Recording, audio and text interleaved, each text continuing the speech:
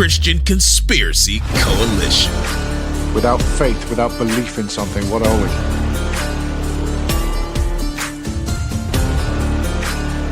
You know, the hardest thing is to listen, to hear his voice, God's voice. It's a leap of faith. I would rather stand with God and be judged by the world than stand with the world and be judged by God. Welcome back for another episode of Christian Conspiracy Coalition, a place where the best minds in the conspiracy realm gather to share and discuss their faith, Christianity, and the spiritual war thrust upon humanity. One creature more than any other has driven fear into mankind's heart for centuries: the dragon. Is this simple figment of humans' imagination, of mankind's collective fear of predators that once preyed upon our ancestors in our distant past? Or is there something more tangible and real to the existence of these creatures? Does the Bible provide us with any answers? To help deep dive this topic, on today's show, I am joined by Heidi Love of the Unfiltered Rise podcast. Welcome, Heidi. Hello, I'm back. Happy to be here. Love being on the show, and I'm just excited for this topic. It wouldn't be a show without you, Heidi. I need someone else here to take things not so serious all the time. We're the people that have somewhat of a smart-ass sense of humor, and it works well. You're an honorary Australian. Yes, I am smart-assy. Yes. Thank you. Yay. And, of course, the wonderful Brandon Crowell from the Man of Daily podcast. Welcome, Brandon. Thanks for having me back on, Drew. Nice little cozy show today for us, just the three of us. That's okay. It means we'll get to dive into a lot more stuff than we probably normally would. As I said, today is a focus on the dragons. We've had some pretty serious conversations lately about Zionism, the Holy Land, end times, very black-pilling stuff. So I thought it'd be a good idea to deep dive into the more conspiratorial, cryptozoological side of things. Creatures that are considered mythological or imaginative, the elusive dragon, and how that plays out in biblical theology and history. What are your guys' thoughts? Awesome. Just straight off the bat, before we get into anything at all, were dragons real? Yes or no? Yes. I tend to disagree. Brandon? Ooh, contentious from the get-go. Okay, so hold on. Dragons, yes. Dinosaurs, I kind of have a 50-50 with that, and it's only because I have some history related to the guy that gave us the term and where his connections and background. Well, the dinosaurs were the dragons. You can get into the it. dragons are the dinosaurs. I would tend to differ with that. But as we'll let Drew moderate. Well, this is perfect because we've got two polar ends and I'm being a fence sitter. So this is going to work out really well. Right. You know what happens to the fence sitters. Well, exactly, right? They have to fall over one side or they get pulled down. The Mormons laughed. Yes. The Mormons laughed, yes. Physical evidence, and you've just tiptoed on this about dinosaur bones, right? So the scientific method would have us believe there are only two possible reasons for the existence of dragons within the historical context and the minds of humans. The first, in our ancient past, man was toiling and digging in the field only to uncover fossilized remains of dinosaurs. Over the course of time, we applied the archetype of a dragon to these physical remains. That's number one. That's the mainstream approach. The second one is a proposition by anthropologist David E. Jones, who contends that we as a species have combined various traits of predatory species that once hunted our ancient ancestors. A genetic trauma carried down through the line to modern humans. His hypothesis proposes that humans crudely combined elements of lions, snakes, and eagles, creating a nightmarish creature that haunts us to this very day. So the idea of a snake, a reptile, cold-blooded creature with the body of a lion, large and imposing, with the power of flight like an eagle.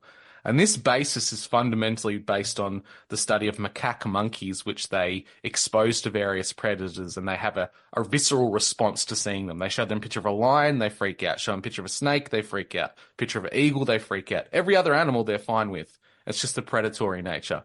So this would be very much a Darwinistic evolutionary approach, that we have systemic trauma from our ancient ancestors down to the line of monkeys, air quotes, that give us this fear that we've manifested as humans. So what does this make for all the scattered bones of the world then? We've got bones all over the planet, supposedly of dinosaurs, found on every major continent. Are they simply the bones of dinosaurs, possibly megafauna, or is there something else to this? Who would like to start? We'll let Brandon go. He's more serious than me. Well, like I said, I'm not going the full route that I deny that they even existed, because we do get that passage in Job with Behemoth and or Leviathan. So I do give some credence to that. But what I would veer on is maybe the amount. Possibly there was, as Heidi and I have dug into this big stuff, we already know the Nephilim and whatnot. They were messing around doing a whole bunch of stuff. And she was giving me this thing about cats. I'll let her go specifically on that. She was giving me something about that, and it was making me scratch my head going, I can see them manipulating DNA and species. So like how we breed dogs nowadays is how I can see them doing that with maybe several hybrids of species that maybe don't exist anymore. They were extinct by the time came around to us, but enough of some hybrids and cryptids to evolve so that we do get the imagery on these paintings, that we get these bones and fossils. To say that some of them existed, I do scratch my head, because I did see a meme saying, how in the world did they mate? Because their tails were so freaking huge. And it did make me go, I never thought of that before. But when I saw that imagery, I literally was stumped. I said, I've never thought of that. But how in the world did that exactly happen? But crocodiles do that. Crocodiles, have a big tail. What are you watching? I've never looked it up. What screwed up Animal Planet version are you watching? David Attenborough After Dark. Yeah, I don't know. I'm just playing it in my mind as we speak. I'm thinking, well, they got big tails. I've never seen them do anything, but you they are have babies definitely somehow. a nurse. I can tell. You just know. Yeah. Maybe you'll be able to explain it true. to me again. I'm open. I'm always open to okay, I didn't see it from that perspective before. But then with the Richard Owen thing, he had connections with the Royal Society, and that has a lot of Masonic connections. So for me, that kind of put a little bit of I was all gung-ho. I went to see the Creation Museum over in Tennessee. I walked to the Ark Encounter thing. And I'm kind of like, yeah, this totally sounds like a thing. Buddy Davis has been on digs. And then I saw this thing with the Mason dude, and I was kind of, I don't know. I'm open to hearing somebody please fill in the blank. Why did a Mason feel like he had to put his finger in all of this? What was the purpose? Because don't they always? Wait a minute. Right, We've already learned their fingers are in everything from what we learned on our last show together. But the Masons are always in charge. I did have to Google it. I'm sorry. I'm such a weirdo. But apparently the two crocodiles twist around for hours of courtship trying to align, because apparently it's a whole problem because the male has a hidden phallus. And it's apparently a problem. So I'm surprised they make as many crocodile babies as they do. So now I'm trying to imagine a T-Rex do that exact same thing. And that's what I'm saying. The complexities around it become a little bit hard. Yeah. Right. It's interesting that you mentioned. It's interesting that you mentioned, Brandon, the idea of hybrids or cross-genetic kind of manipulations. Because when we look at the idea of the flood cleaning the slate and supposedly Noah taking two of every animal, when you look at the direct translations from the original Torah, it's not two of every animal. It's two of every of the main clean animals of the Hebrews that they were farming, say like goats and sheep and pigs and all those types of creatures. So it wasn't one of every animal. So that tends to make me think, where was the rest of the abundance of life come from after the flood? Did God repopulate the world with these animals? Or a whole heap of strange animals like platypus and kangaroos? Are they some kind of weird amalgamation of other creatures that have been created? Because they just don't make sense on an evolutionary level. Which is what brings us to the cats, is what Brandon was mentioning. One day I told him this weird video I was watching, and I said, the only other creature in all of the world other than reptiles that have the eyes that they have, the slitted eyes, are reptiles and cats.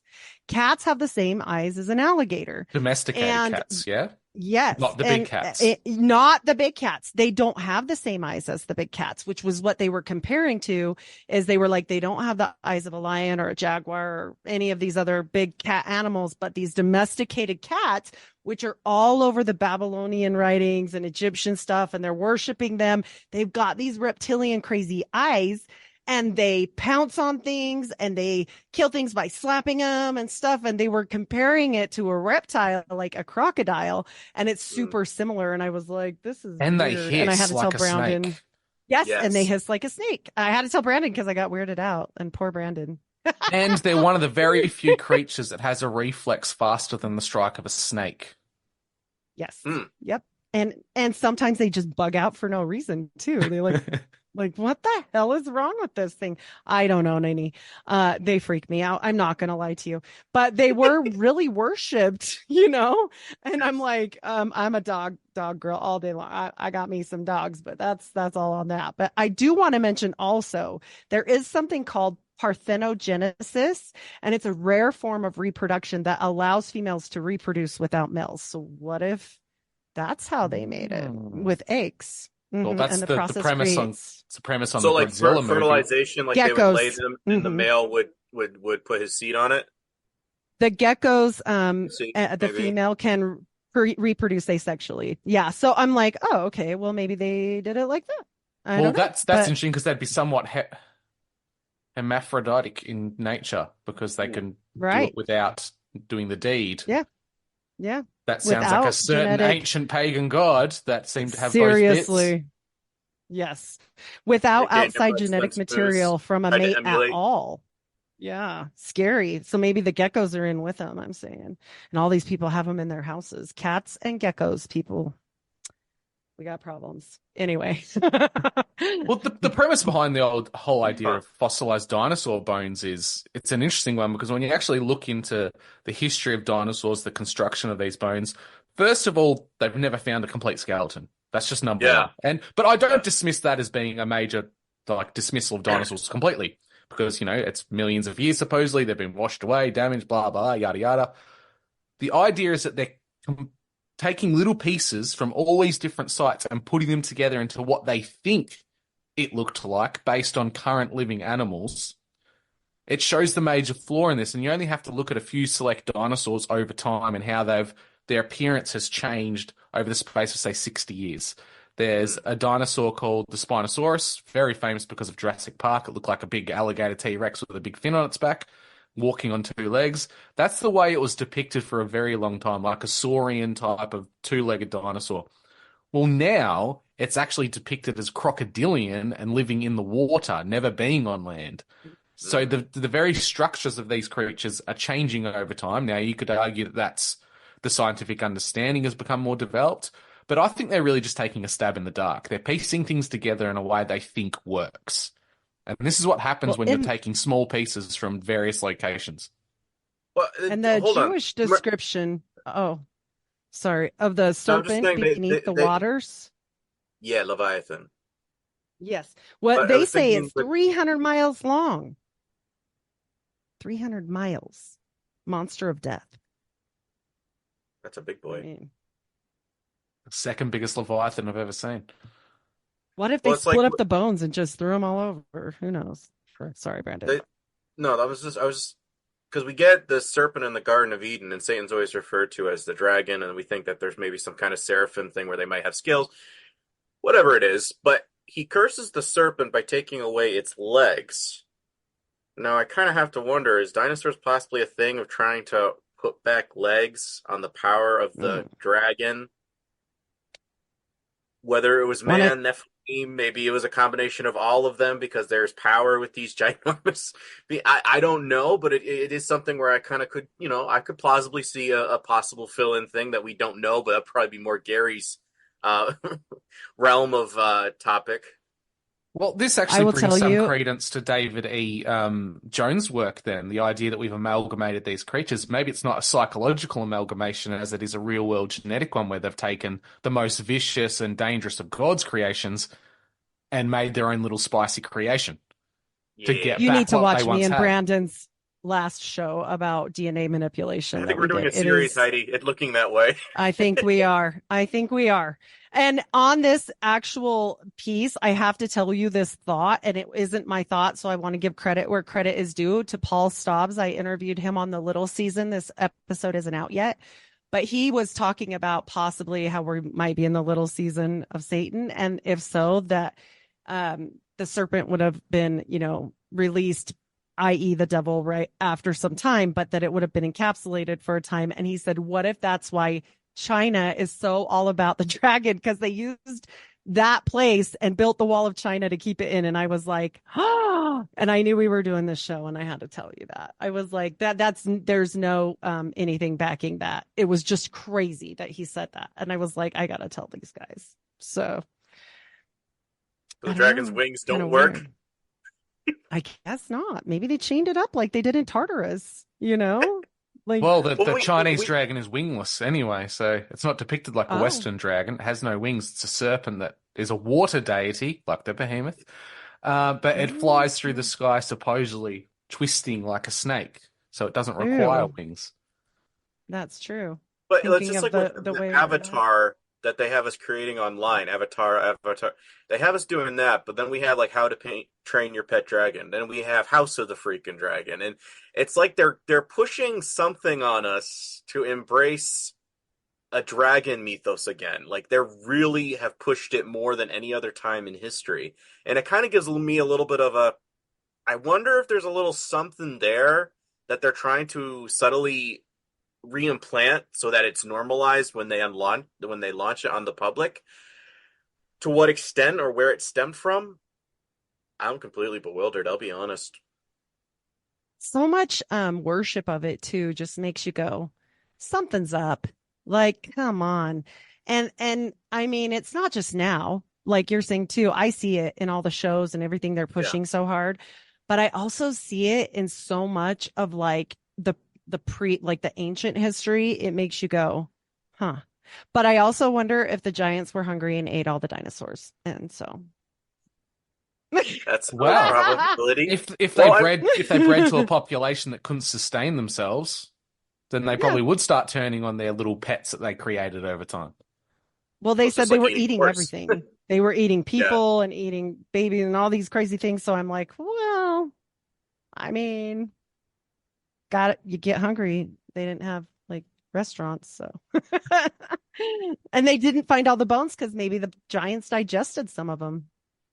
So this brings us to the question then of, we've gone from having some, say, physical evidence of large creatures, we'll just call them that, large creatures living in the ancient past. We don't quite know what they really look like. We know that there's remains of them. But why does nearly every single culture across the planet have some kind of a dragon-like creature within their oral history and their mythologies? Countries and nations that are separated by vast oceans, land masses, and even time periods all have this creature. We've got the serpentine creature of Australia called the rainbow serpent, which is responsible for the creation of the animals, the people, and the earth. We've got Quetzalcoatl, the feathered serpent god of South America. We've got the serpentine deities, or the kami, of eastern dragons, synonymous with China and Japan. And then you've got the Western version of the four-legged dragon with bat-like wings that breathes fire, which is more akin to the biblical account more than anything else.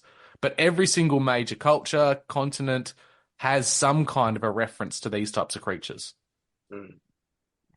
Yeah, and like fighting them. And I will say, in the Apocrypha, I don't know if you guys went down that road, because that's usually me because I'm weird. But the story of Bel and the dragon, and how they talk about this with Bel and the dragon and Daniel trying to fight the dragon, and that there was this great dragon Babylonians revered and worshipped, and Daniel promised to slay it without a weapon, and he made it a cake, a barley cake, and put a lot of yeast in it. And so then it burst open after it ate this cake. And this is where the Sadducees and Pharisees go into like not eating too much yeast and all this stuff. And Jesus was like, do you not pay attention at all? I fed them with loaves of bread. Like, you guys are so dumb. But basically, I mean, this kind of goes into that. And I thought it was interesting because I knew it was in the Apocrypha because I'd read it before. So I was like... It's funny that you mentioned that, because Yahweh specifically told the Israelites not to eat yeast, not to partake of yeast, because it would damage him. So was Yahweh in that situation not really the true God, and was some kind of deity that was LARPing as God on their behalf? Ooh, maybe. I know, I'm always... I love it. I'm telling you. Drew always comes up with the interesting analogies. Well, Hey, there's Joe, actually did you guys descriptions of see- Yahweh from the Israelites after Exodus, and he's described as having a long face, large nostrils, and billowing smoke. It Oh, sounds very dragon-like. nostrils. Well, they Yeah. do say also that the dragon, it represents rebellious spiritual beings and violent humans. And so that was straight from the Bible. So, I mean, could be a symbol for Satan with his large nostrils. Well, even I even don't take the know. basis of reptiles, right? Reptiles, they have to sun themselves to get energy in order to be fully operational, have warm blood, because they're cold-blooded creatures. They have to lay in the sun. Mhm. If you're an ancient society and you're viewing something that has the power to kill through a bite, like a snake, and you're seeing it sunning itself every day, it's getting its power directly from the sun, From the and we're sun getting god. the sun god, right? We're getting Yep. this analogy, this Yeah. connection of the shining one, the one that gives us life, the sun. And that's the most basic, like really rudimentary form of paganistic religion is sun worship. And there you have a Yeah, vessel on Uraeus. earth that's using it. Mm. Yeah, the Uraeus crown that the Egyptians had, the blue crown of war, that actually has a little credence there. So listen to this. Is that why maybe in the Dark Ages things got a little better? Well, Because the sun didn't come out and killed all the dragon people? very possible. Plausible. Just saying. I don't know for sure, but apparently if you believe in the little season, the Dark Ages is when Jesus was here. I have a whole show on this coming. I didn't know about this. This was like beyond me. I didn't know. And so I was informed about some stuff. I don't know how I feel about it, but it was weird. But I'm just saying maybe Jesus was in charge and there was no sun and it was like what? British, partly cloudy because he was like, take that, you gecko.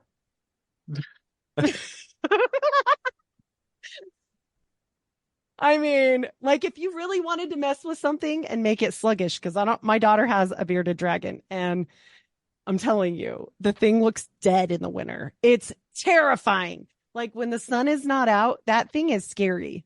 I just And made a so, horrible like, connection, and Archaics talks about this. vampires. No, but the Matrix, where it presents the idea where the robots take over the world and they're all solar powered. So to stop the robots or the demons, humanity aerosolizes, injects the air with nanobots to block the sun out to kill them. Uh-oh. Is that just a retelling of killing something in the past that required the sun to survive then? Why there was a Dark Ages? And maybe it really wasn't the plague. Maybe they were all dying because they got sores all over because they didn't get sunbathed, You have to need that vitamin D. right? Vitamin D for I'm dragon. just saying. We're getting weird. But hey, tell me that doesn't make sense. Tell me that doesn't make, if you've taken care of a reptile at all, you know this. Their bones will literally dissolve and stuff if they don't get it. Like they go gooey and weird. Like it's the whole Which thing. would They're very leave an creepy. absence of fossils. And only Yep. certain ones would become fossilized. That's why it's so hard to find an intact skeleton. Interesting. Because if you don't have enough vitamin D, your bones turn mushy and they will disintegrate. And they can even become, either they'll get slimy and disintegrate or they'll get powdery and disintegrate. But one way or another, that can happen. And so, I mean, maybe that is some, There's it's a possibility of interesting. something with volcano ash, like that would block out the sun for a bit long enough to. Yep. It Huh. definitely would. Well, You see how it is with just a fire. Yeah. Well, the Justinian Right. period had a volcano that blew its top so much it injected sulfur into the atmosphere that created I think it was a 5 to 7 year perpetual winter where it was like dusk. The only sunlight you would get was perpetual dusk Oh. light. Crops died, famine, disease, pestilence, all the horrible attributes to what you see in biblical end times occurred during that time period. And what if that's why they called people vampires? Because they actually thought they were dead, but they weren't dead. They just looked dead because they were these reptile things. I'm just saying. Or they had a little bit more Nephilim DNA in them. Mm-hmm. That too. Yeah, exactly. And so I'm like, we should have Drew on for one of our That's why you need warm blood. DNA shows. Well, and if you're an average normal person, you're absorbing vitamin D no matter how low the light is. But if you're a cold-blooded creature, you need a certain spectrum of light to absorb it. So the natural thing, if you're one of those creatures that needs the vitamin D still, you start feeding on the people that are producing it still. right? Because that would be like the only way to get it, if you had no way other to get it. I mean, even nowadays, like, you know how sick people can get. I am chronically low on vitamin D. Do not make a joke. I already think I'm an Nephilim. And no matter how much they give me, it doesn't work. And I get it from the doctor, and he's always like, you clearly don't take your medication. I'm like, I take it. It doesn't. And my grandma was the same way. I'm like, I don't know. And so, like, there is literally people that do not absorb it well, period. And you get sick easier. Things happen to you easier. So you would be the ones that would, waste away or have problems first or whatever, because you catch everything. That's why they were so funny about it in 2020. Everybody take the vitamin D, blah, blah, blah. Everybody knew, and so to ward that off, to be more healthy, basically. So yeah, it's interesting. Strange. Definitely strange. All at the same time, we were locked inside our houses and we weren't really going out in the sun. True that. And but what I still happened to all was the going Yeah, true. But all the celebrities started to look very haggard overnight. Was that because they weren't out in the sun getting there? Plus all their special juices? They blocked the gold juice. I think that was about the time. I think that was about the time Trump was like, no more of that. And everybody went, oh. And they all aged like 50 years overnight. Like Ellen, that shall not be named last name. You can figure it out. Ellen and DeGenerate. Celine, Oh, yeah. And Celine. I seen these ladies and I'm like, oh my gosh, what has happened here? It was like a lot overnight. Ellen DeGenerate and Celine be happen. gone. Yes, there we go. It's weird, but I'm just saying, I don't know.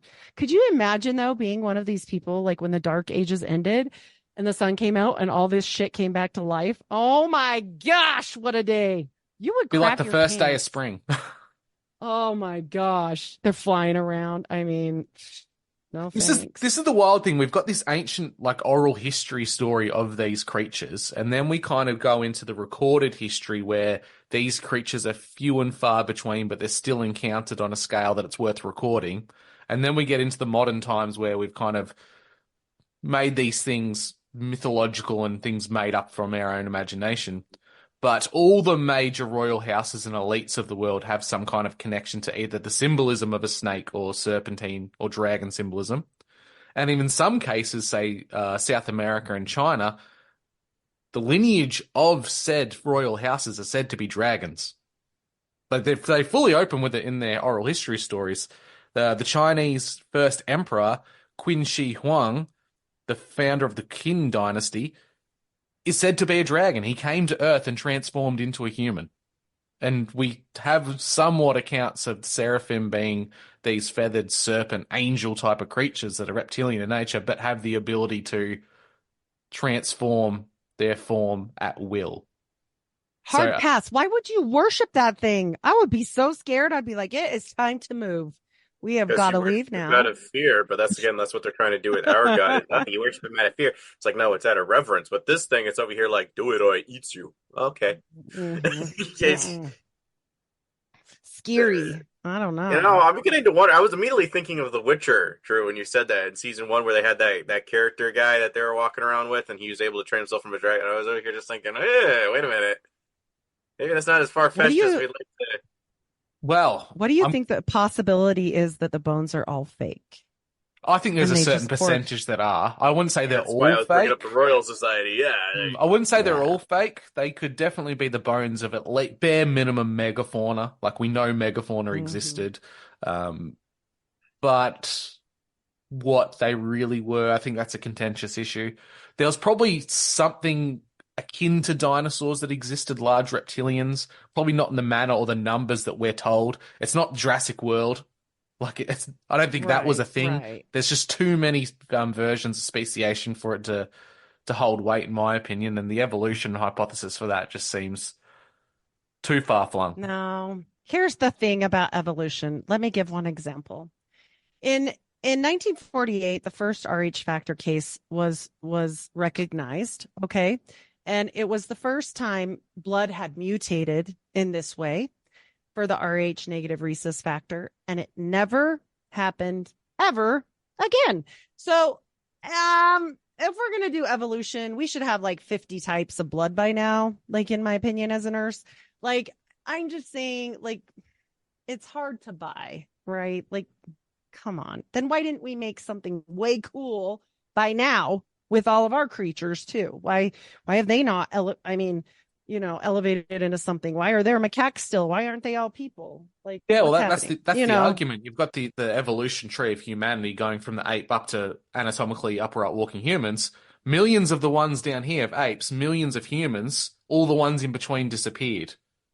Like, where was the whole idea for evolution and the fittest survive? Because you look at a lot of ancient proto-humans, they look pound for scary and pound fit. were bigger, stronger than us, in a lot of ways more intelligent. They had large occipital buns extending out the back. Now, did they all just die off via evolution, or did they interbreed with us to save themselves? Because they were so noticeably different from us. They were the Nephilim, and they look so weird, they had to fix it, right? Like, maybe they went from host to host to host. Like, hey, this thing doesn't fit in well. We gotta do a tune-up because this isn't working. They noticed that my head is gigantic. And if you look at birth defects, and this was something I told Brandon, sure, okay, we can say that there's not as many because of nutrition or because of whatever, but you can still go to really, really like isolated places, and even they don't have that many birth defects like we were seeing back in the day with like mongoloid type situations where they got kids in jars that look insane. Because I know, because we looked at them all on our last thing with the pickled punks, and they collected them, and to put it in a perspective, and I told Brandon this, and he was jaw dropped. One king, just one guy, and we'll do the other one because I know the number on him for sure. Aldo Vondi, and that name should sound familiar if you know anything about Illuminati stuff. But anyways, the Aldovandi family had 18,000 pickled punks. This means babies in jars, in mason jars. In mason jars. I wonder why they're named that. Anyways, Brandon brought that up. And they kept them, and the more weird they are, the more wanted they were. And I'm like, maybe this was the evolution of their experiments, let alone babies they're buried in monasteries and go to Ireland and read that whole story. It's all bad. And so it makes you wonder, like, were they tweaking it just enough to figure it out to make it look normal, not just with people, but with animals, right? Like, I mean, and my daughter possibly owns one now and has this little bearded dragon. Like, I mean, did it go from there to there? You know, like, you hear these stories about people that had tiny little homunculus people and then big giants. Well, what if you mix those two together? You get a normal person? Like, well, this tiptoes on a theory I'm going to discuss and propose to Stobbs next week, so I'm not going to let too much go. It's so interesting. Lizard people. Yeah, so interesting. No, but you've got to watch. You have to admit they have You've to got to create watch that a episode. counter argument that sounds so far-fetched. So when somebody like Heidi and myself are digging into the transhumanism aspect, the alchemy aspect, that it sounds absolutely bizarre and out there, but is over here going, I kind of wonder if that's why they bring up these kind of far out there theories, because there is a little bit of why they had freak shows, right? Right. Like freak shows on parade and these kind of things. But you can really dig into the history of this. And if you get into Paracelsus and the readings and these, I'm not just talking out my ass. I know I do that sometimes. I'm super silly, but like I'm actually talking about books of history. Like, what were they doing? And why did they figure out IVF and how? Because it is not just put the thing in a jar and it works. That's not what happens. The reason why you have a viable embryo when you do IVF is because you see a zinc spark, and they actually see it. It's called the spark of life.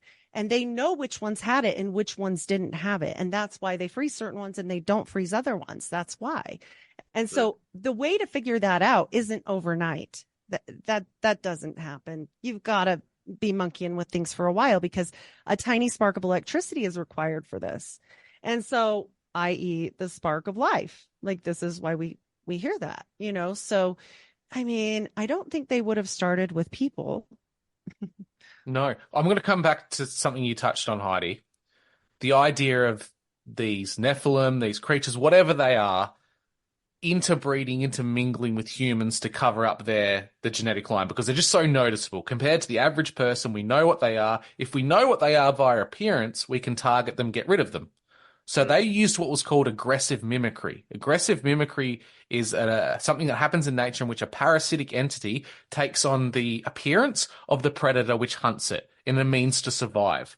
They did this by diluting their bloodlines, hiding in amongst us. So they're literally hidden in plain sight. They live amongst us right now. I particularly think these are the royals and the elite class of the world who have still maintained control. They've just moved it from a physical and real power structure into financials, politics, religion, etc.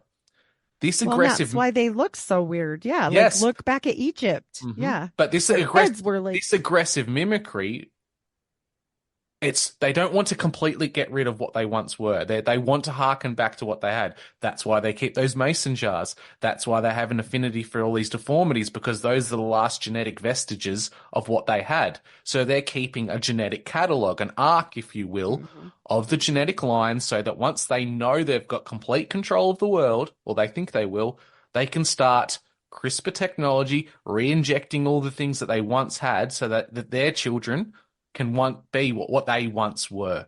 They want to get back to where they started. Under an umbrella, maybe like in a less offensive way, like harness it and then make it more acceptable, but still have all the good attributes, right? Like maybe, that's why we're seeing different things genetically, but like hydrocephalus and stuff used to be so common. And like all these crazy things used to be common. People would they just got water on the head. Like read some old papers and stuff. Like it's crazy. Like you're like, what? Everybody just had water on the brain? Like that's great. But like it happens once in a while now, but not like it did, and not these wild deformities that you see. And I don't think it's just nutrition because they're poisoning us. Let's get real. Like, come on. I mean, we're probably more nutrition starved than our ancestors ever were, starving to death. Who knows? Yeah, we're the most well-fed, but the least nutrient-based people that ever existed. Yep. Well, yep, I think what you were pitching there, Drew, is that does tie into what we get with Enoch, because some people don't want to agree. I think it has some credence because it explains how the angels get under the river Euphrates. So I take it at least with some historical, there's something there. And it says that when your kids are slain, this is God saying to the angels as he's locking them under the Euphrates, they says they're not coming up here because they're an abominable offspring, and they're not coming down there to visit you in Tartarus. Wonder what that's the root word for Tartaria. Instead, they're going to roam the earth for 70 generations until the time of the end, and when they're slain. This is where we get the root word demon from. It means D-A-E-M-O-N, which is Greek for spirit being.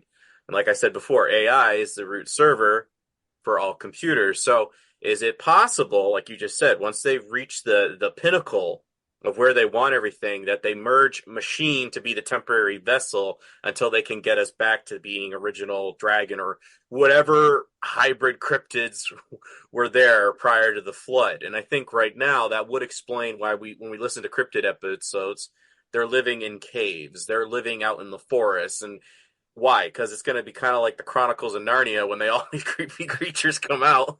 It's like, I think that's something that has a little relevance, like in the end days, because people have consented to this mark of the beast of the field.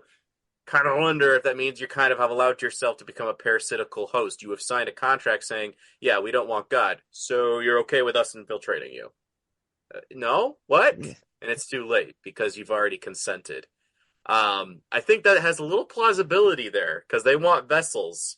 Well, if we extend on... especially the part where it says they'll pray for death and cannot die. Yes. I'm telling you, and Musk is in on it, and I don't care what people say. And so are the Mormons because they're obsessed with genealogy. and I did a show today. If you have any query about how far the Mormons are into things, check out the Mormon Mafia show. It goes into every facet, including like JFK and everything. Like it goes so far in the CIA. No wonder they're a part of it. Like, come on. Like the genealogy thing matters. And I'm telling you, like you said in the jars. If we extend on this, and maybe it's not, the AI is a temporary stopgap for these entities to inhabit before they get the physical bodies. What if it's like a Avatar situation in which over the past 100, 200 years, they've been collecting enough genetic viable data so that they can clone or CRISPR create bodies very similar to what they once had, empty vessels, for which they then transfer from AI via a Neuralink into those bodies so they can re-inhabit them. These entities that have been wandering the earth as voidless body entities now have physical form NPCs, again. man. NPCs. This is why me Well, and Brandon that said goes sometimes. into what you were saying with the Apple Yeah. thing, Heidi, is that they can't even imagine for themselves. Like she was telling me this Apple thing where people cannot imagine biting into an apple. They can't envision. They can have no inner dialogue. They have 50% of the population have no inner monologue at all. And they've done this and they call it the Apple test, which I found very funny. So I'm constantly arguing with myself in my head. Yeah. I pride myself on having conversations with myself. Exactly. And so when I found this out, I was like Brandon's face in our last show. And I was like, what? Like there are people that don't hear their own self? What? And I couldn't believe it. But then my daughter's boyfriend said, no, I don't hear anything. What are you talking about? And I was like, oh, really? You don't know? Point an EMP gun at him, see if he drops. He might be a robot. 6'6". He is 6'6" with red hair. I am not doing that because he might be an Nephilim. He might get me. But I love him. Triggered. If he's watching the show, shout out. Work. I love you. There was nothing there, man. Yeah. There was nothing there. Yeah. And so, but isn't that crazy? Yeah. It's a real psychological test. Like if you can envision it right away, you get a good score. But like some people like say, oh, I know that's an apple, but I just can't see it in my head. Some people are like, yeah, I can taste it. I can smell it. I can visualize it. I can see it, like everything. And it makes you wonder, go back to the creativity of man and how it's changed so much, and the philosophers and the artists and the people and the golden age and this stuff. And okay, if we were infiltrated with half not real type situation, like it makes you wonder. You know? How do you go from the Last Supper to Andy Warhol's taking picture of Campbell's soup cans? That's not exactly art, in my opinion, as an art teacher. Well, let alone the Olympics form of art this year of the Last Supper. I mean, even more so. But I get it. Like sometimes you talk to people and you're like, what? Like, what do you mean? Or, it's so hard. And then you're like, okay, this makes so much more sense. Like and I'm not saying that those people don't have a God gene or any of that. I'm just saying maybe they manipulated just enough, just a tiny bit. Like I'm not saying this person's a full-on Nephilim. Like I joke about that. They took the protective cover off a little bit, maybe. Like the protective cover's gone, more easy to actually take over and influence. I'm actually interested to see, because this 50% of people, that'd be a generalized figure. I wonder if it's more predominant in certain ethnic or genetic groups than others. I do wonder, because I haven't studied that. It's very interesting. Was saying maybe the original was getting the outer skin to look white, because like again, she was bringing this up, and I said finally that clicked for me is why would they perceive white people as gods? And that suddenly was like, oh wait a minute, because that would explain if they are actually trying to recreate vessels. So now they got the outer crest, what they're looking for. Now they're eventually going to empty out the inner. So with fluoride, brainwashing, whatever, and then eventually you can put your own thing inside of it. It doesn't matter. And best part is because we're like, as she said, Goyim, we just switch from one to the next. It doesn't matter because these bodies can go. And that's the beauty with Christianity. I've saved your soul. Don't worry about those that can kill the body, because your body is now a temple of the Lord. In contrast, I just want to possess a body. I don't really care about their soul. And Christ is constantly throwing demons out of bodies. So when people are asking me, like, in comparison, Christ is always going up against the thing that the bad guys are tapping into. Well, and if you think, I'd like to be with this guy. If you think about the story of Zeus's son, Zachary, and later to be known as, I think Dionysus is the right one. I'm pretty sure. Dionysus? But I know it was Zachary, and then they changed his name, but they took him down to Tartarus or wherever, and then they ate him and tore him apart, and then he got brought back together. But what did he get back together from? Excrement. Okay. And they brought him back, and he was a shell of himself and therefore got a new name. And I'm sorry, that story stuck with me after we did our episode. I heard it on some random thing and I was like, oh my gosh. And I mean, it just makes you wonder, like, are they messing with this? You know, like I'm not saying everyone, and like Brandon said, our souls are our souls. And if you have a soul from God, and even if you don't, like if you have been created of human parents, you've got soul enough. Whether no matter what they did to you, you're not a fallen angel person, you know, like it's not enough to keep you if you believe in God. So I just like to put that out there because we're talking about some pretty dark stuff, and I don't want anybody to be like thinking they're doomed, because Jesus said he came here to talk to every man, beast, and creature. So, I mean, why did they say it like that? Why did they say it like that? Man, beast, and creature. That's a weird thing to say. So I do think it's possible for many people to be saved, and God knows our hearts. And so please do not fret, people. Like, this is just thoughts. And also, I think God is in charge and way smarter than these people. So there's that. Yeah. I'm going to throw Brandon. I'm throwing an etymological word for you, right? Dragon. Etymologically, the meaning of the word dragon is derived from ancient Greek word that says drakonta. It translates roughly to meaning to watch or to watch over. Historians would tell us this is where the fable fairy tale accounts of dragons sitting on hoards of gold and watching over their treasure comes from. But where do we see watchers? Where do we see beings with the ability to fly, potentially being feathered serpents that came down to watch over mankind? And we suddenly have a word dragon that means literally that. Wow. Pretty That's convenient. out of the park. Nice find, Drew. And gold too. Alchemical. We want to okay, that wow.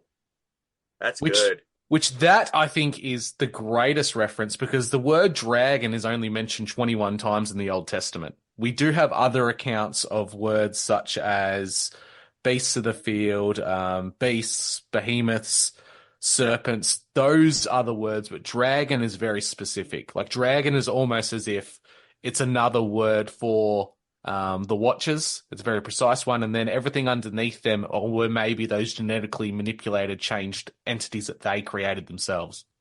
Right.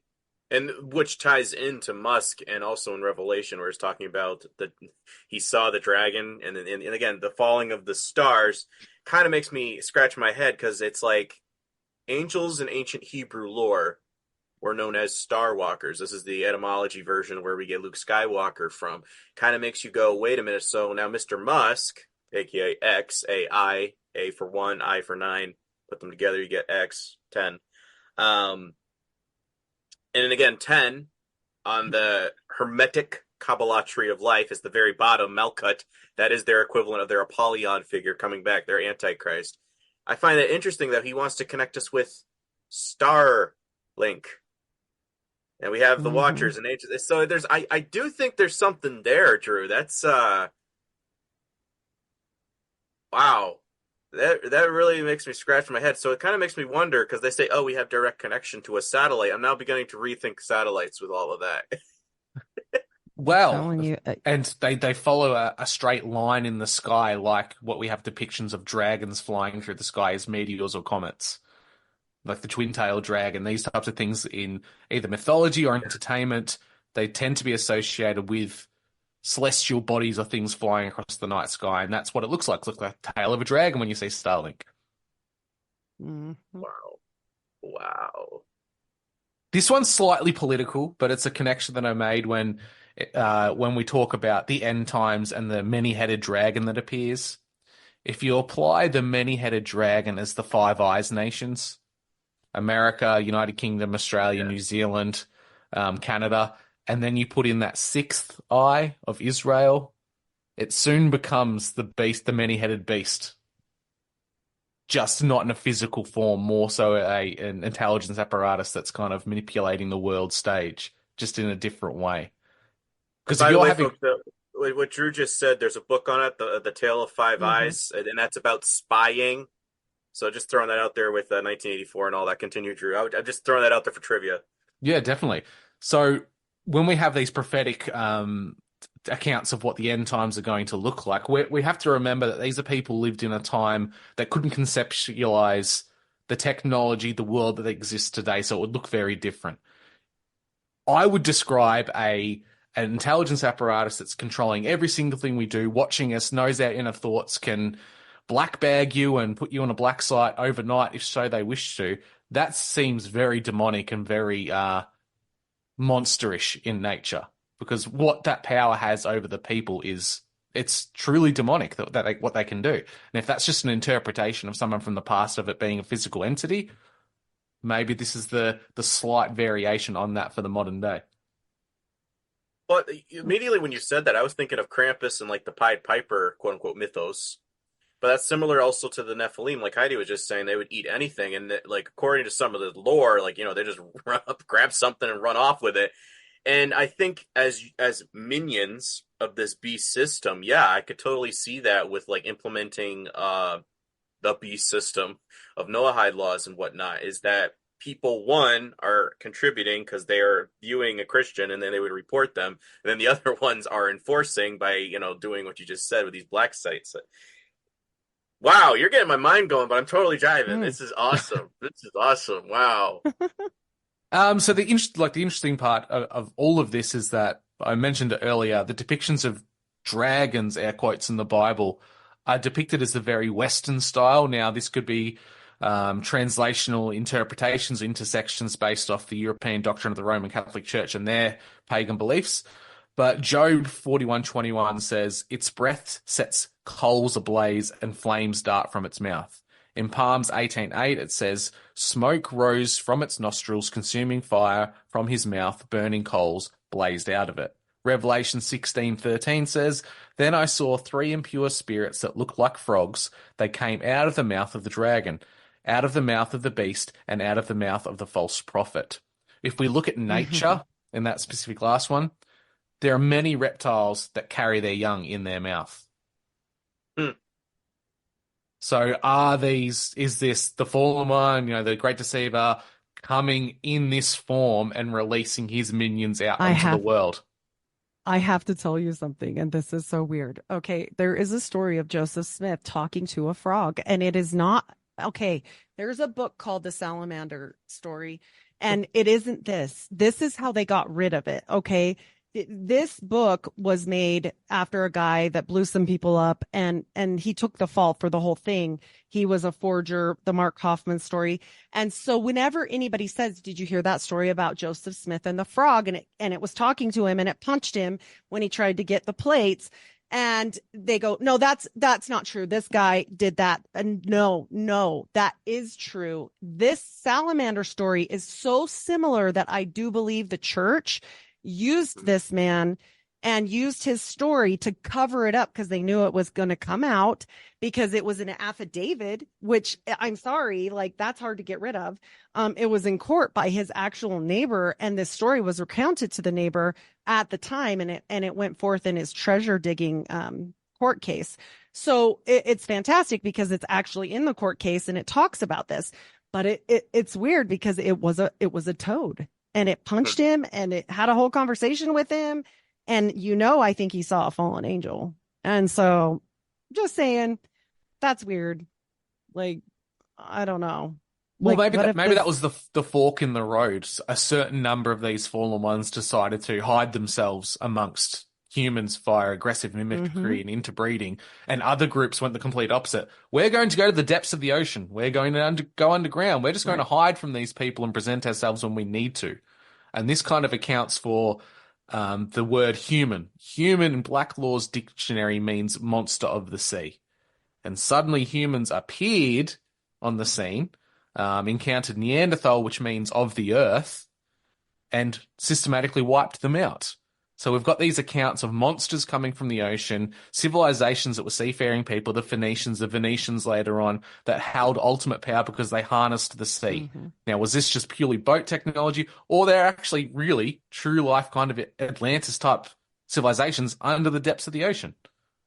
Well, and I will tell you also, Mormon missionaries are not allowed to go in an ocean or in a river or anything like that because of what you're talking about. They are very superstitious that if you go in the ocean, like a body of water that isn't a swimming pool, but they don't even go in those when they're not allowed to go swimming. They can take baths and showers, whatever, but they're not allowed to go swimming. And I was told my whole life, what you're saying right now is that the devil owns the ocean.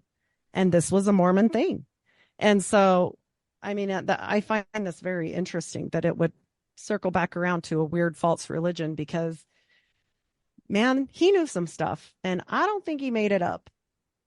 There's too much in there that connects to Kabbalah and weird things and things like this. And I'm like, dude, these people knew, and Crowley the same way. And so, like you said, I think some of them came forward to tell some people some things. I do.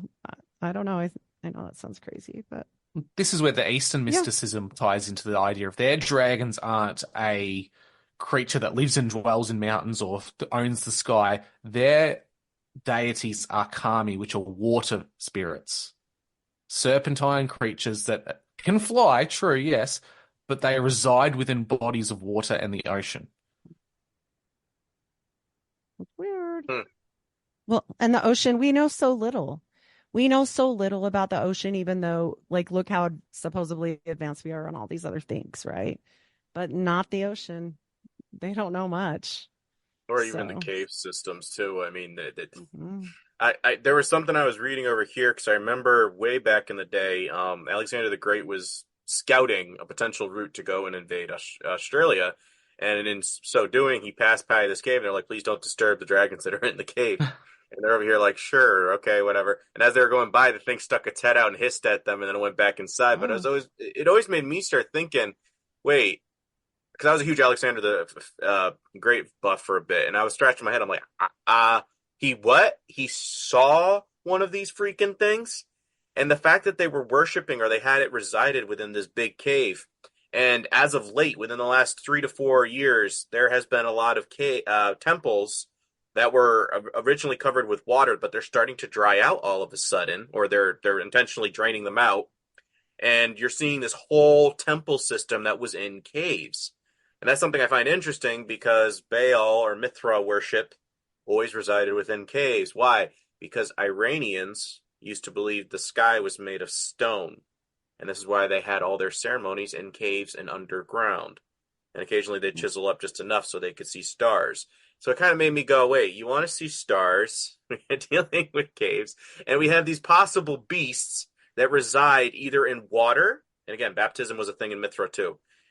Or it was within caves. And I'm kind of thinking, one is saying, in contrast, it's a baptism of leaving your old man down here, and then you get up to the heaven. So it's kind of like a baptism through the crystal sea. Now you can come up here and reside with God. Whereas the other one is saying, keep your old man down here, literally die to self. The other one is saying, probably, I would have to speculate, you now have a chance to be part of this new age religion, possibly being inducted with like a bloodline or whatnot. And then they vet initiates based off of tier systems within Freemasonry and other occultic clubs they're in.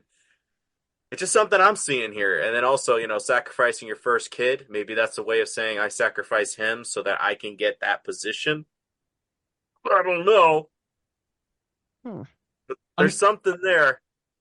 It's see where I mentioned at the start, listeners, where this just overlaps into so many areas. It ends up becoming a schizo rant when you're talking about the fantastical side of things when it comes to scriptural understandings. I'm just going to quickly share a picture with you guys and try to put forward a hypothesis to you all about Australia's created deity to a lot of our mobs and tribes down here, that of the rainbow serpent. Let me find it. Did you say rainbow serpent? Rainbow serpent. So it's a giant snake that was rainbow in color that created the earth, the animals, and the people. This is one of the most popular depictions of it by Dick Ruffsey, Indigenous man from the top end. Giant snake with horns and ears. The interesting thing about this is it's because it's depicted as a rainbow serpent. If anyone's ever seen close-up scales on some reptiles, they reflect the light like that you would when you say a puddle with petrol on it or fuel. Fuel on like a rainbow trout. Yeah, like a and rainbow trout. It gets that flicker to it. It gets that flicker in the sunlight. That's the way seraphim are depicted in some of the apocryphal texts and the early accounts of what they were like when they were flying. Reflecting the light, being feathered serpents, being these giant entities. And just so happens that one of Australia's biggest creator spirits was one of these. In this story, He found his people, air quotes, after many years of searching, found his own tribe, came back to them, resided in a tent not too unsimilar to the tabernacle, resided within it, and then ate boys who were looking for somewhere to shelter when a storm came through. And he said, you know what, you can come hang out in my mouth, I'll keep you safe. And he ate them. At which point the tribe became very angry, chased this serpent to a giant mountain, very similar to the Tower of Babel, residing in the center of Australia. He climbed up the mountain, thought he was safe, until the people climbed up, cut the boys out of his stomach, and the boys had turned into rainbow lorikeets, birds. At which point he fought the humans killed him, and every human that tried to escape or run away that was killed transformed into an animal. And this is all supposed rainbow animals. they were all different Or types no? of animals. But this is supposedly one of the oldest oral language stories that still survives, 60,000 plus years old. And there's so much of it that you can interpret as being linked to elements of biblical scripture. How strange. It's annoying knowing what I see. So you just showed me that. With the rainbow. Yeah, I'm already Number on your one, page. the rainbow, but two, during the closing of the Olympics, you notice how it kind of looked like the continents and stuff like that? Israel was lit up, but the one thing that was pointing was that spear all the way through. And where was it pointing? Exactly at Australia, where it is going probably to be the first country with the digital ID thing going on. So, wow. Drew, you got to you. move. Well, just on top of that, we know we're having the Olympics in 2030, I believe. So that's coming around. Oh, I think But prior to that, we're having, in my home state, the World Gay Games. So we're literally having our Rainbow Games. Yay. Oh. I don't know if I could, you know what? First, let me tell you something. First of all, he lives where giant spiders live. First of all. Second of all, they're having the Olympics when 2030 happens. Hard pass. Like, what? That is scary because 2030 is already going to be a shit show. Or 2032, whatever it's going to be. Because the next one's 2028, isn't it? In LA. Well, so ours is after that, but it's in the new world kind of timeline. It's I'm sure it is a new world then. Yeah. 2032, that's when Phoenix from Demolition Man. Phoenix Yes. rising from the ashes. Yeah. Just like you were oh my Oh, just like the birds out of the snake, bro. From Phoenix rising from the ashes. That's what I was thinking when he's talking about all of this. Yeah. Oh, That's weird. Wow. You got to move. Listen, Drew. We're concerned. Can you move away? I can't. Your government's crazy. Heidi, we're no better. I mean, Your government we might be is crazy. You know, after we did the Planet Trump episode, it might be even worse for here.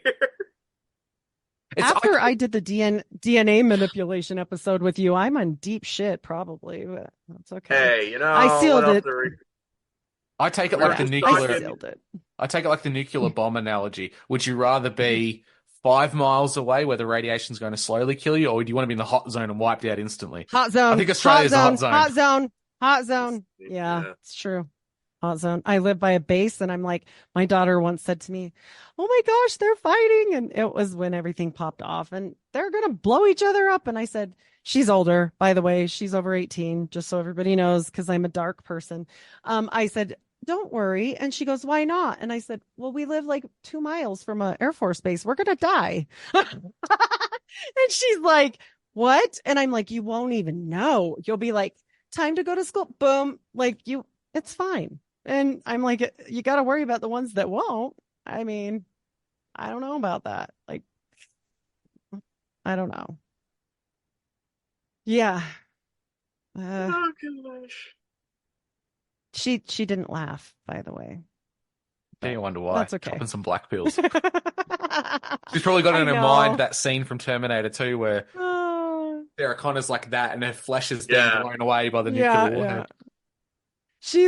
My kids don't even listen to this stuff because my one daughter's like, you freak me out.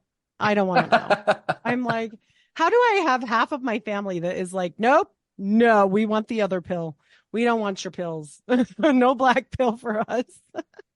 I did black pill my mom though on accident one day because she called me. Actually, Brandon, you're also part of this story, so yeah, you can thank Brandon. Yes, because my mom listens to you too. And one day she called me and she was super upset and she goes, I just don't want to think that if the Lord comes, it will be fake and I won't even know it. And I'm like, what have you been watching today? And she was really upset. And I was like, well, you black pilled yourself. I don't know what did it, but I mean, congratulations. I didn't do it. But she Oh, was you're supposed to watch watching something you. with the Project Bluebeam.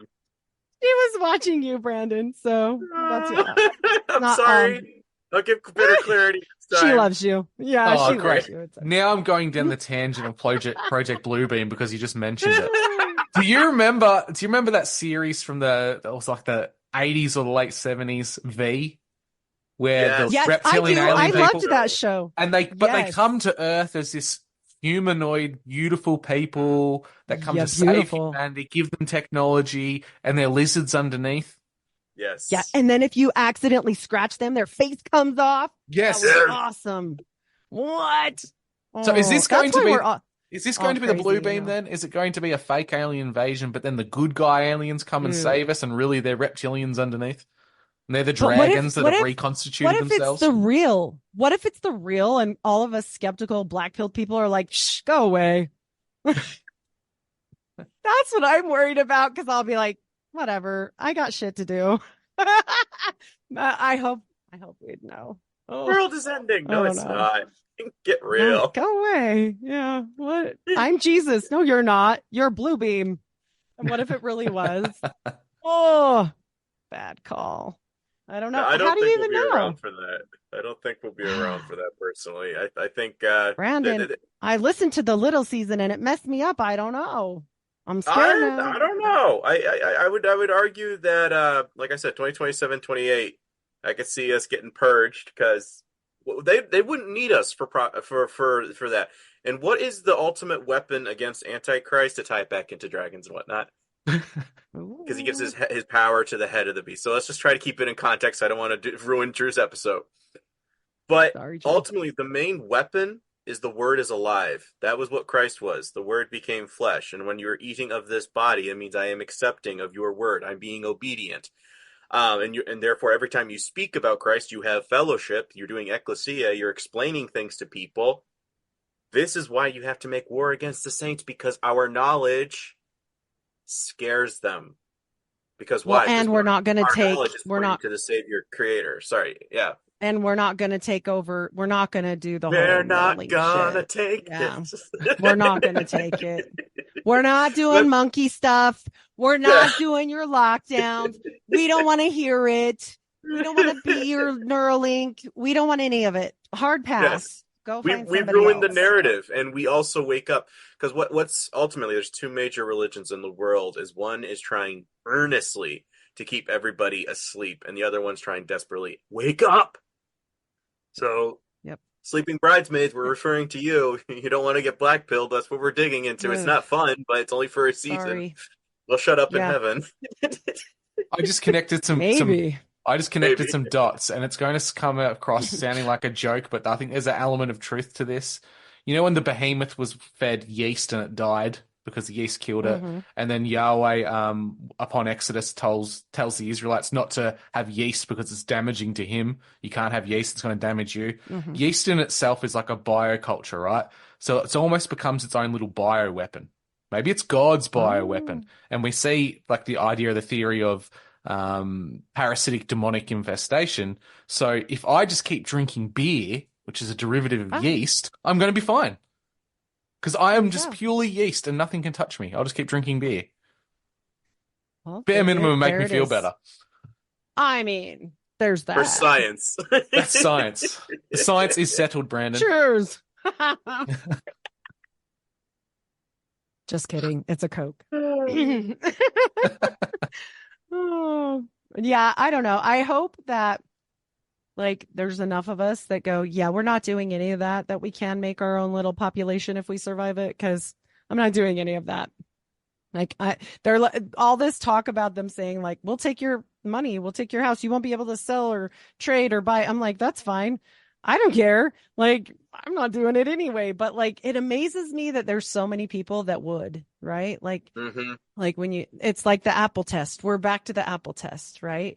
And that does tie directly back into like dinosaurs. Like, how gullible are we as a population that we would just randomly believe this when you had to cast half of it? You had to cast half of it. Like, what's happening? You don't know either. And I'm not blaming you for not knowing, because sometimes the answer is, I don't know. Sometimes the answer is, look what we found and I don't know what it is because it's half a thing and I don't know.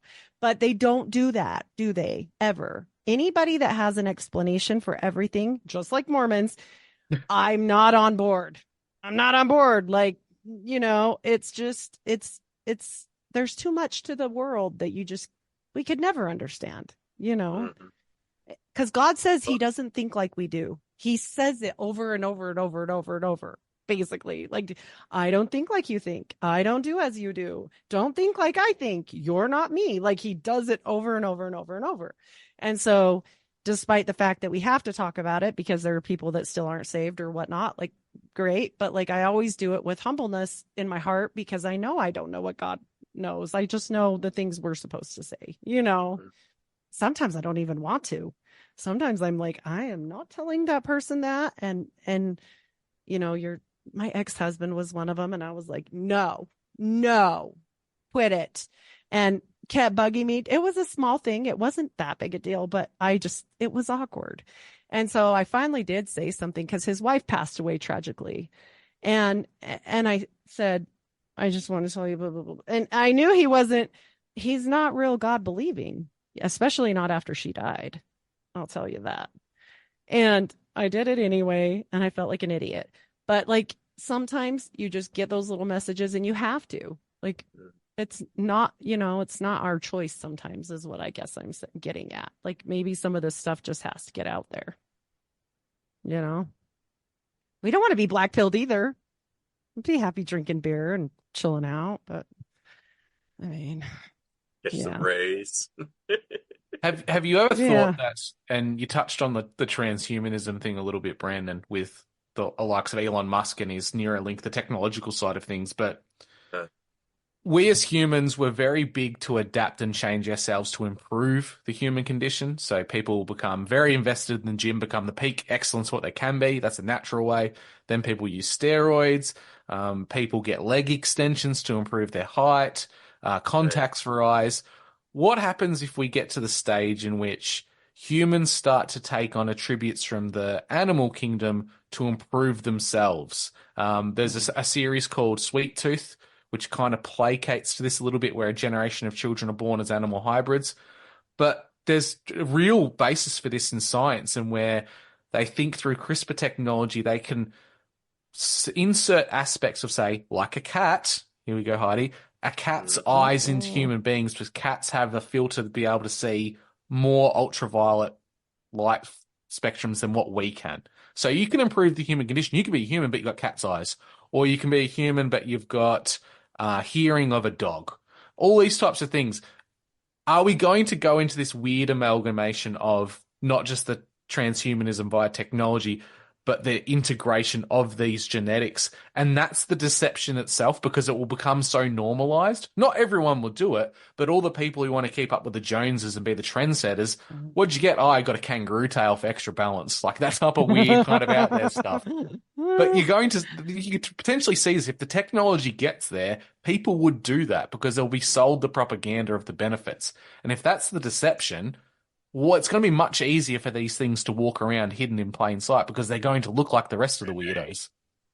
Well, and that's why transsexuals are so big deal. Or like, even if you don't go the whole way, you just look like you don't. Is that a girl? Is that a boy? I don't know. Like, because they say they were not male nor female. And so, like, I think that's why the big push on this whole trans movement is because, and also just in general, looking like neither. Like, oh, you don't want to tell your baby at birth anymore if it's a boy or a girl, and it will decide for itself. What? Like, they're getting real wild up on this. And I think you're onto something there.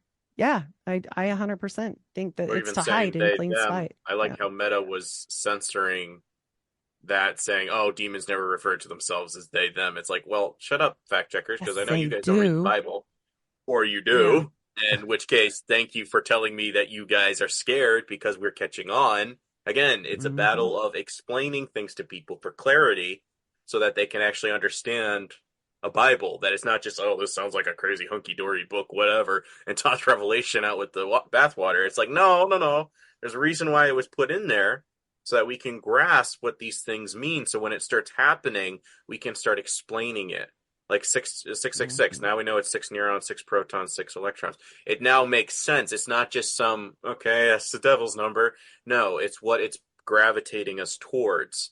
And I think, yes, it does tie into what Heidi was saying, Drew. The apple wasn't necessarily her, the forbidden fruit, call it whatever you will. Like I said, when you cut it at the equator, it's the 5 points of a pentagram. It's the concept of believing that you can become your own god, or you can add add +1 with like they do with the LGBT. You can add +1 to whatever you are right now, even though you are the perfect image. And I think that's what really hurts God's heart is saying, I used to walk in the garden with you. We had this perfect connection and relationship, but you had to tap into, but what if I could be more? Which is exactly what Lucifer does. And again, the rainbow slash maps flag merging, turn it upside down, it looks just like the Masonic apron. So I think there's Hmm. definitely a trajectory of where this is all heading. And I think some folks, they don't know how to dig into it. They just, oh, that's just the left. That's just the right. And it's like, no, there's a spiritual warfare connotation here that you're ejecting from all of this. And that's part of the problem, too. Yeah, it's not being Yeah. happy with the way you're created and the way you are in yourself. It's I can create, or I can manifest, I can create my Yeah. own reality. So you get people who, bare minimum, go get plastic surgery. Extension of that is the whole transgender thing, changing your sex. Right. This is literally hearkening back to if you're a dragon-like entity, a seraphim who can transform yourself into a human figure, this is almost like that long-term memory of that, and people are trying to replicate the gods with a small g. Because if they can be whatever they want, why can't we? Why can't I be what I want to be? I'm not happy with the Yeah. way I am. Well, and this CRISPR technology that you keep talking about, don't forget what happened to him. Like, I'm just saying, he did not do that himself. I don't believe that. I don't buy that. No, they use what they want from these people and then they're gone. They're gone. And I'm sorry, there's a lot more, these designer babies are already being created. And that is real. And you can now pick the gender, you can pick the eye color, you can pick this and that if it's in your genetic pool, and they do. And like Drew said, like that's a real thing. Like it's not to animal status. No, we're not buying cat eyes for our kid, but like you're making it superior than what it may have been if it was just a creation like any other creation. Sometimes you get a tall kid, sometimes you get a short kid. I'm sure my tall daughter wishes she was a little shorter and my shorter son wishes he was tall. But like it is what it is. God, like you said, God makes us the way he wants. So, I think this taps a little maybe bit there was into a also the reason. superhero culture that they're creating Hmm. for us is, oh, what if you could actually fly like Superman or something like Yeah. that? I just watched Hmm. a whole documentary on and I was really because sometimes I watch it because I'm over here like, how can I understand cinema better? And I was like, yeah, because we need to make it look real enough so that people would think, oh, that really would be cool if you could fly like that. And then when Neo did it in the Matrix, everybody's like, that's exactly what Superman should be. It's just Superman. And I'm like, yeah, I think this is kind of the thing they're implanting in us is what if you could have those laser eyes? And then we get other things like The Boys and, what is it? Whatever the show, the spinoff is exactly what I started thinking of when you're talking about the tails and adding this. And it is just Hmm. like, I think that's being planted so it sounds cool. So these people who have no imagination are thinking they can substitute. Oh, what if I add a cool gadget onto my body? People then notice me. That's part of my identity and personality. And the reality, you're losing your Yeah. autonomy. What you could be if you were redeemed by Christ. There's Yep. to Yeah. tie it into the idea of cinema kind of presenting information to us that we really shouldn't know, but they're just kind of rubbing in our faces at this point. There's a film called The Devil Conspiracy from 2022. It centers around DNA being harvested from the Shroud of Turin, and that DNA is used to create a IVF baby, which becomes a vessel for the Antichrist. And the basis on that is that elites of the world have been using DNA from history's most famous figures. So Leonardo da Vinci, Sebastian Bach, they harvest the DNA of these people and create designer babies for the elites. And they present and show off this boy who's a clone of Sebastian Bach, essentially, and he's playing Bach at the age of 6 because he has all the memories of Bach. He has the genetic memory. He's just the reincarnation of him in a new vessel. And these elites are bidding. I want the DNA of Napoleon. They're betting billions of dollars because they want these children.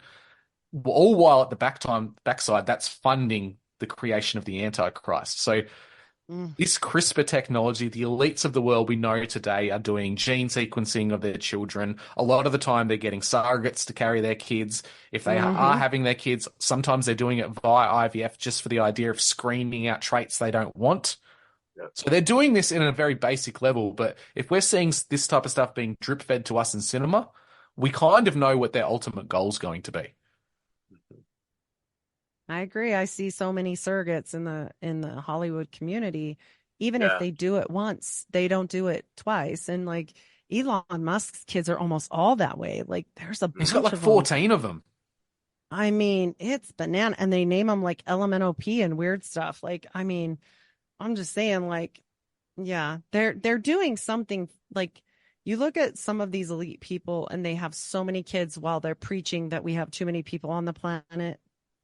It's interesting. I'm just saying, like, it's like how you makes get you the wonder who celebrity they cloning. created. You kind of have to wonder. It's like, I don't know. What if it's like, hey, I really like the way my uncle so and so looked back in the day. I'll just reincarnate him, and then you get like you said, the bidding war, and it's like, what if I could get this guy and that guy, and could I merge it with Disney and this guy? It's just like, yeah, it makes you wonder.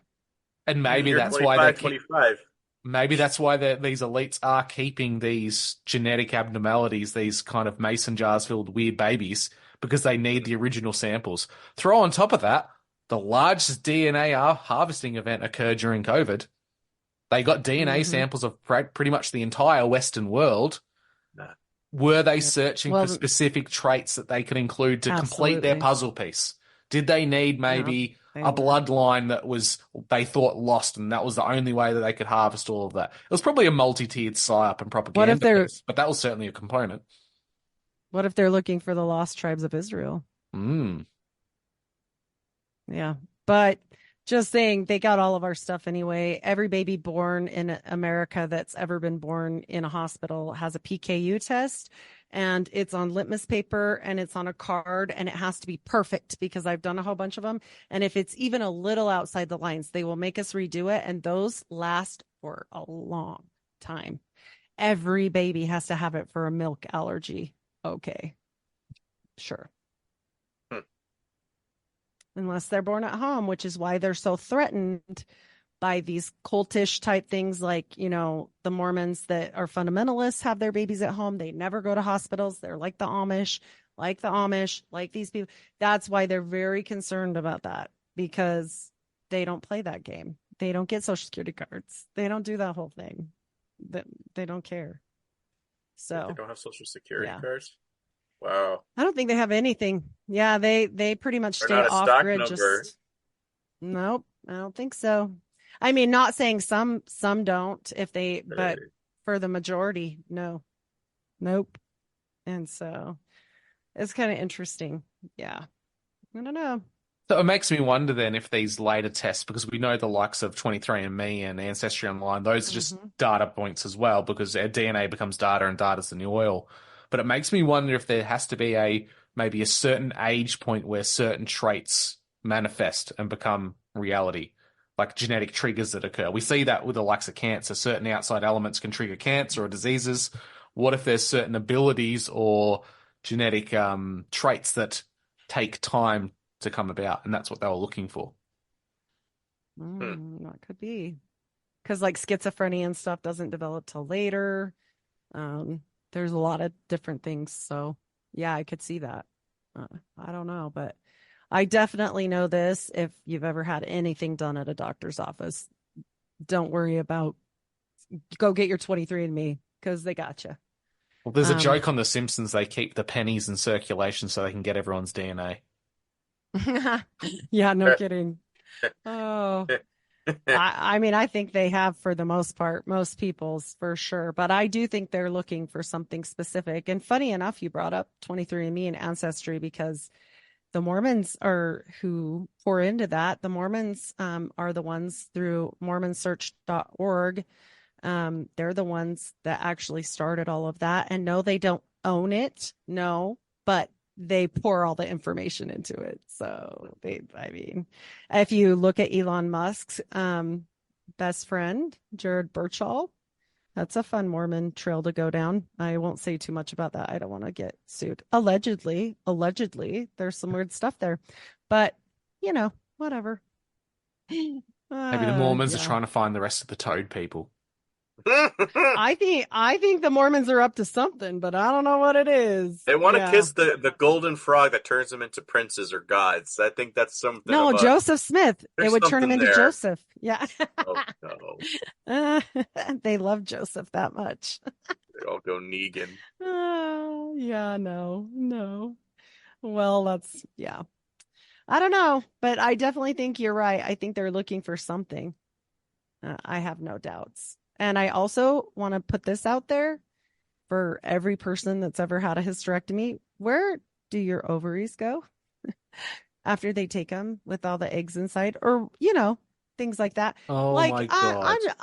I'm just saying, like or like if something happens and you have surgery, like you don't know what they're doing in there. Like I'm just saying, I've had a lot of surgeries, so I've had a lot of time to think about this.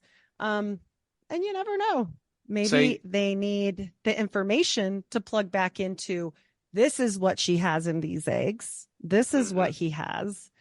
So you said that, and I instantly went to the Prometheus alien films, the prequels in which David, the synthetic human, creates the alien species from the ovaries and eggs of Dr. Shaw while on the ship. He creates life from her bits and pieces.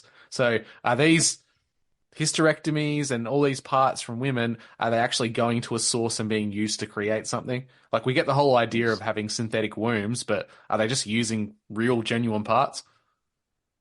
Makes you wonder, because I mean, it would be ready accessible. It has to go to a lab for disposal, right? Like they have to go have an analysis done to make sure you don't have cancer.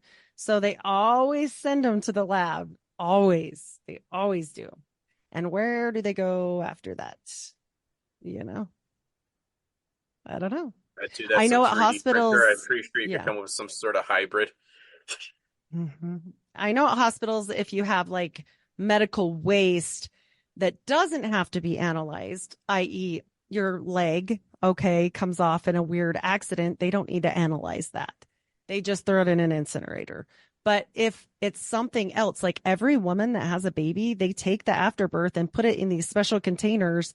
They're not incinerating that. It's in a special bucket and it's labeled and everything, and it's going to a special place. I know, because I worked labor and delivery for years, and I always thought, why do they need that? Like, what is going on with that? And some women now take it home, which is weird also, but whatever, like, that's fine. Better for you to have it than it not to have it, because cord blood is rich with so much. So it's interesting that even in the IVF system that they ask, if we harvest your eggs or your semen, do we have permission to use it for scientific and study purposes if you no longer want them? And you actually have to opt out. Otherwise, they will use it. So crazy. Yeah. No, I wouldn't want a scientific creation that wasn't mine. Like, nope, don't do anything with that. Like, well, again, to go back to the superhero movies, a lot of times you're always fighting your quote unquote clone. Kind of your doppelganger. How do you know it wasn't me? Because it sounded just like you. It's just like, and then you get like the movies like Terminator, just like, yeah, I could become the next person. I just did it. Just, I don't know. I'm just saying. Kind of freaking me out here. I don't want to be a part of all that. No. Well, this is the wild thing. And they say that, well, the scripture says that the end times will be there as of the days of Noah. We know that there was a lot of interesting kind of genetic manipulation via breeding going on back then, bare minimum. But if it's the technology and things that we're trying to replicate today, it gives us a real understanding of what types of creatures were walking the earth. And maybe that accounts for these bones that we see in the accounts of dragons that every major culture seems to have. And if you take into account that the Israelites wiped out the Canaanites and the other tribes around them, but they could have fled, their survivors could have fled into every other corner of the earth, they would have just kept going with their oral language stories and their own gods and beliefs and would have been relatively untouched because the Israelites didn't leave the Holy Land. They stayed there once they went home. So, the bad guys just got away. They went somewhere new. And all those stories and all their oral language of mythology, air quotes, but really it's the stories of their old ancient pagan gods that they're still worshipping, and it's kind of survived throughout history. Especially that one where they took all those pieces, and put it back together. Like, makes you wonder with that whole surgical situation. But I'm just saying, like, I don't know. I think we'll never know. We'll never know what they do. We'll never know. I find it interesting in America, Brandon, that you've got these burial mounds that supposedly are meant to be First Nations people, but, construction-wise and artifacts-wise, they tend to be European-esque in style. The serpent mound itself is very on the nose. And any bones that are discovered or dug up from these, they are given to the First Nations people and aren't allowed to be studied or looked at. They're protected under First Nations law in a lot of ways. So what's really being covered up? They kind of went from the Smithsonian stealing it all to, okay, people are noticing we're stealing and covering this up. Let's just say it's the First Nations. Yeah. And then we're kind of pointing blame. We're handballing it to someone else. And it's not really our issue anymore. Smart. Well, it explains, like, when they find the giant bones in the Grand Canyon and whatnot.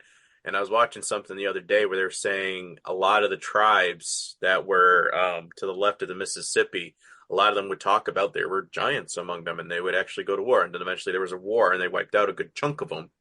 And it kind of made me start scratching my head, where I was like, then on the right side, we had Rome, we have Cairo, Illinois, and this is all similar to what we got on the other side. Now, do I buy the Mormon perspective? No, but I do think in the occult perspective, they're trying to recreate their own God in their own image, and they can create an empire that replicates, but it's not it, but it can replicate what they want. Just saying. And I with all the stuff that they've been creating, I'm over here, guys, who's to say they can't create their definition of a new Syria or a new Rome or Edom as they call it? We kind of have to be a little bit like, if we're so dogmatic, we're not going to see things coming with prophecy. It's like, if they're saying it, I think we should give them some credence of saying, okay, I don't believe that, but this is what you're saying, and we have to weigh that with a grain of salt. Yes, history doesn't necessarily repeat, but it rhymes, and we know through the occult they pay homage to certain things and certain narratives, and they replicate that because they're trying to recreate, like you said, what they thought was the golden age. And we're certainly not in the golden age. We're in the age of clay now. Mm-hmm. So they're trying to make gold from clay. And what did all the ancient gods, particularly the Greeks, make humanity out of? They made them from clay. They fashioned them from mud.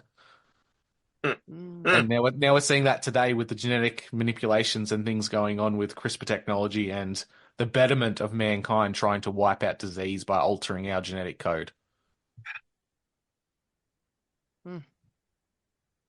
Or funny you should say that, because I was just telling that to when you look at the statue in Nebuchadnezzar's dream, what is golden Babylon? It's the head. That's as you said, the golden age that they want to replicate, but it's not what happens. Sorry, guys, it's not what happens.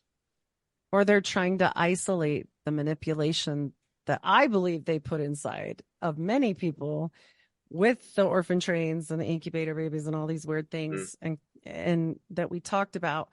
And they're trying to isolate that so they can replicate it in a more pure form. Like you were saying, Drew, to get back to, they've hidden, maybe the 13 tribes are hidden within all of us, right? Like what if the hidden is the piece they're looking for to recreate, just like they're recreating. Get what I'm saying? Like, to screen us all to see and take it out.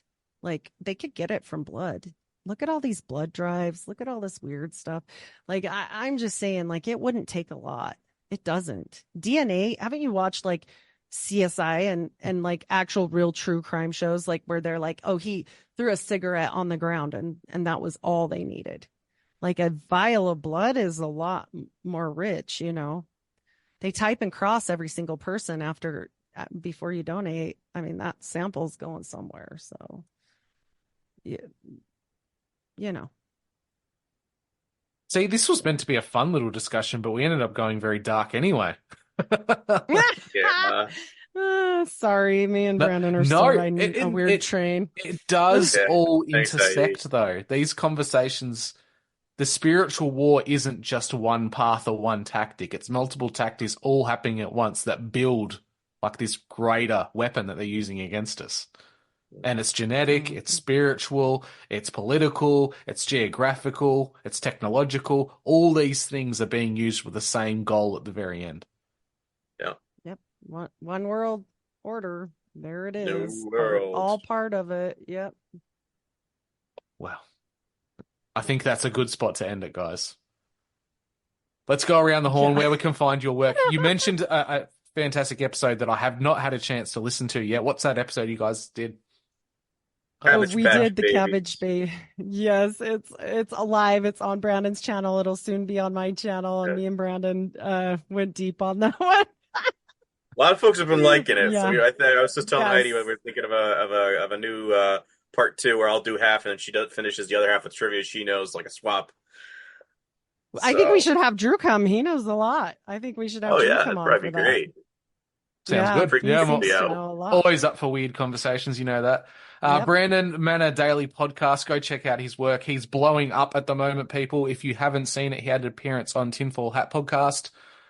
Big one for you, mate. Congratulations. You're definitely getting your voice out there. It's what we need. We need more people hearing what all these conversations. They are uncomfortable, but needs to be known. Heidi, where can they find your work? I am Heidi Love. I'm at The Unfiltered Rise. I'm at the unfilteredrisepodcast.com. I am on any pod chasers and hopefully usually on Spotify, although this week they didn't like it. And so it wasn't, but it is now uploaded again. Invisible College. Anyways, great episode. But yeah, they didn't like it so much. So I'm starting to see this more and more, and I know Brandon has as well. So also on my Patreon, I have lots of extra content there for $5 a month. So I never cut my episodes short. I just give extras. So find me there. Awesome. And if you're listening to me on either of these lovely people's shows, I'm Drew Misson from Your Missing the Point podcast. Heavily shadow banned on all platforms, including the so-called free speech platform X, formerly known as Twitter. I'm pretty hammered there. Every single post I seem to put up lately has a explicit content warning, which is very strange because they're usually just normal tweets or pictures. Beyond that, you can find me on all the other social platforms, podcatchers, and listen to my content there.